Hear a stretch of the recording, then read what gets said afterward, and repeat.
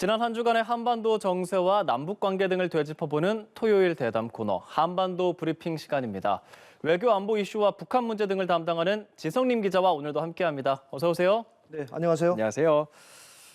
네, 오늘도 북한 관련해서 할 말이 참 많습니다. 새해가 되자마자 북한이 탄도미사일을 발사하고 이번 주에 또 쏜 건데요. 벌써 네 번째입니다. 또 뿐만 아니라 조만간 핵실험 혹은 ICBM을 재개할 수도 있다라는 가능성까지 제기를 했는데 이런 내용들 오늘 주요 이슈 어떤 내용 다뤄주시나요?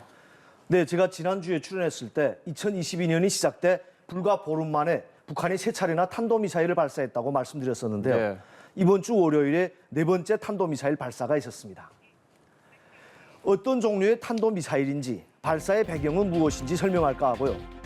그리고 북한의 연이은 탄도미사일 발사에 대한 미국의 반응과 유엔 안보리 차원의 공동 대응이 왜 무산됐는지도 전해드리려고 합니다. 특히 이번 주 이슈 중 가장 눈길을 끄는 사안이 있습니다. 북한은 2018년 대화 국면에서 핵실험과 대륙간 탄도미사일 발사를 한동안 중지한다는, 즉 유예한다는 모라토리엄을 선언했었는데요. 지난 수요일 열린 노동당 정치국 회의에서 김정은 국무위원장은 모라토리엄 철회를 검토하라고 지시했습니다. 북한은 이 내용을 목요일에 보도하면서 파장을 일으켰는데요. 핵실험과 ICBM 발사 카드를 언제든 꺼낼 수 있다는 입장을 세상에 공개함으로써 미국에 도전장을 내민 겁니다. 미국이 양보하거나 물러서지 않는다면 북한은 기어코 전략 도발을 강행할 기세입니다. 그래서 북한이 실제 행동에 나선다면 그 시기는 대략 언제쯤일지 전망도 해볼까 합니다. 네, 정말 많은 이슈들이 있었는데요. 날짜별로 좀 이야기를 해보겠습니다. 지난주 금요일에 북한이 북한판 이스칸데르라고 하는 미사일을 발사를 했고 그리고 이번 주 월요일에 또 다른 종류의 탄도미사일을 발사했습니다. 이거는 뭐라고 북한이 보도하던가요? 네, 합동참모본부는 북한이 월요일 오전 8시 50분과 8시 54분경에 평양 순환비행장 일대에서 동해상으로 단거리 탄도미사일 2발을 발사했다고 전했습니다. 네. 미사일 비행거리는 약 380km, 고도는 약 42km로 탐지됐고 이번에도 표적은 지난주 KN-23 발사 때와 같은 함경북도 앞바다 무인도 알섬으로 알려졌습니다. 북한이 다음 날 공개한 사진을 통해 이번에 발사한 것은 전술지대지 미사일 KN-24인 것으로 확인됐습니다. 미국이 개발한 전술유도무기와 닮아 북한판 에이테크스로 불리는 KN-24는 2개의 발사관을 탑재한 이동식 발사 차량에서 발사됩니다.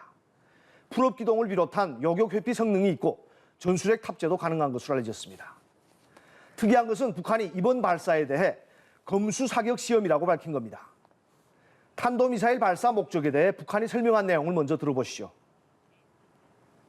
검수 사격 시험은 생산 장비되고 있는 전술유도탄들을 선택적으로 검열하고 무기 체계의 정확성을 검증하기 위한 데 목적을 두고 진행되었습니다. 네, 남쪽에서는 그렇게 많이 쓰지 않는 장비하다라는 표현은 무장을 갖춘다라는 의미로 사용되는데요. 조선중앙통신 영문판은 생산 장비 이 부분에 대해 being produced and deployed로 번역했습니다. 그러니까 produce는 대량 생산을 의미하고 deploy는 군대나 무기를 배치한다는 뜻이죠. 즉 전술유도탄 KN-24가 대량 생산돼 현재 실전 배치가 진행 중이라는 사실을 특별히 강조한 겁니다. 네. 이렇게 실전 배치되는 미사일 중에서 무작위로 골라 일종의 품질 검사를 위해 발사 시험을 했다는 얘기입니다. 탄도미사일 실전 배치를 과시하는 목적이었다는 점에서 지난주 금요일 발사와 마찬가지로 미국의 대북 제재에 반발하는 무력 시위가 아니냐는 평가가 나옵니다. 북한은 미국 바이든 행정부가 신규 대북 제재를 발표한 다음 날인 외무성을 내세워 더욱 강력하고도 분명한 반응을 예고하고 그날로 탄도미사일을 쐈는데요. 사흘 만에 또 미사일을 발사한 겁니다. 네, 북한이 KN-24 미사일을 발사할 당시에 문재인 대통령은 중동 국가를 방문 중이었는데 한반도 상황의 안정적 관리에 만전을 기하라 이렇게 지시했습니다. 네. 우리 정부도 좀 상황을 심각하게 인지하고 있는 것 같고 미국은 당연히 더 적극적으로 대응하는 모습인데 그런데 유엔 안보리 차원에서 공동 대응이 무산됐다고요? 네, 미국은 북한이 탄도미사일을 발사할 때마다 공식적으로 규탄 입장을 계속 내놓고 있습니다. 이미 지난주 독자 대북 제재 조치를 발표한 데 그치지 않고 유엔 안보리 차원의 공동 대응을 끌어내기 위해 노력했습니다. 네. 하지만 중국의 제동으로 미국의 모든 노력은 수포가 됐습니다.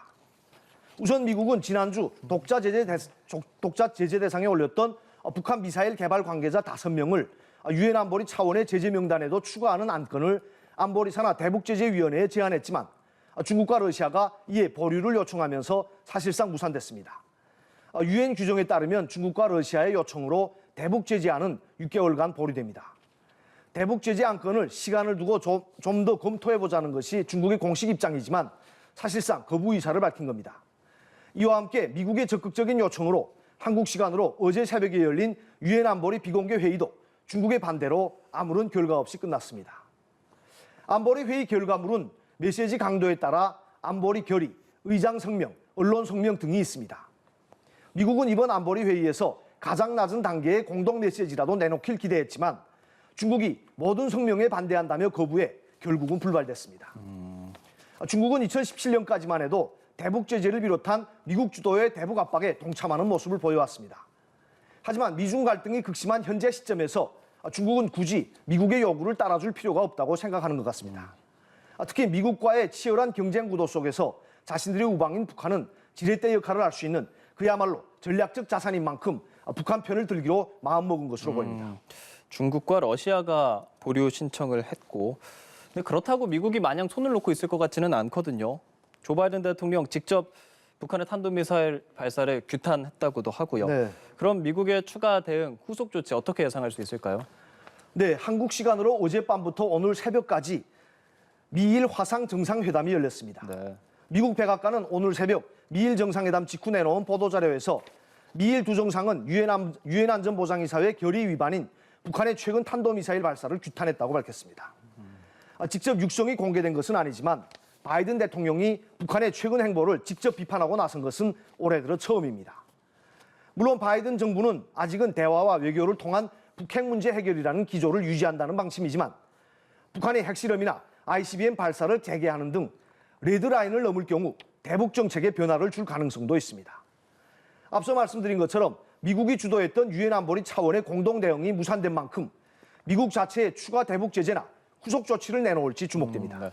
방금 레드라인이라는 말씀을 해주셨는데 이제 올해 말에 중간 선거를 치러야 하는 바이든 정부기 때문에 북한이 정말 핵실험을 하거나 ICBM을 발사한다면 곤란할 수밖에 없을 것 네. 같거든요.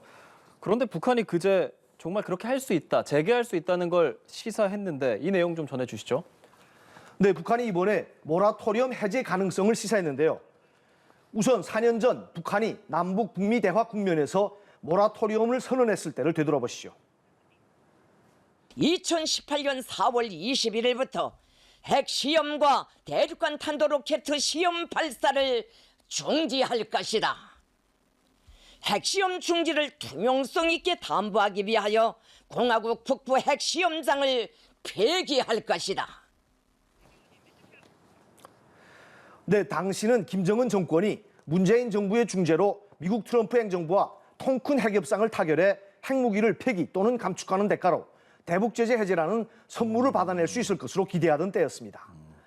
하지만 북미 핵협상은 끝내 결렬됐고 바이든 행정부는 출범한 지 1년이 넘었지만 조건 없는 대화 복귀 요구만 반복할 뿐 사실상 북한에 별로 관심도 없는 것 같고 결국 더는 참을 수 없었는지 북한은 모라토리엄 해제 검토에 들어갔다고 선포했습니다. 이 같은 방침은 지난 수요일 김정은 위원장 주재로 열린 노동당 정치국 회의에서 결정됐습니다. 관련 내용 한번 들어보시겠습니다.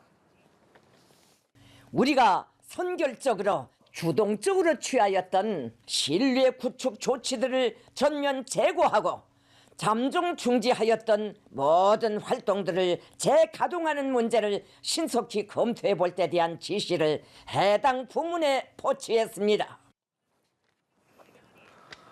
네, 모라토리엄 해제를 시사하는 이 같은 내용은 북한 매체를 통해 그제 목요일 새벽에 공개됐는데요.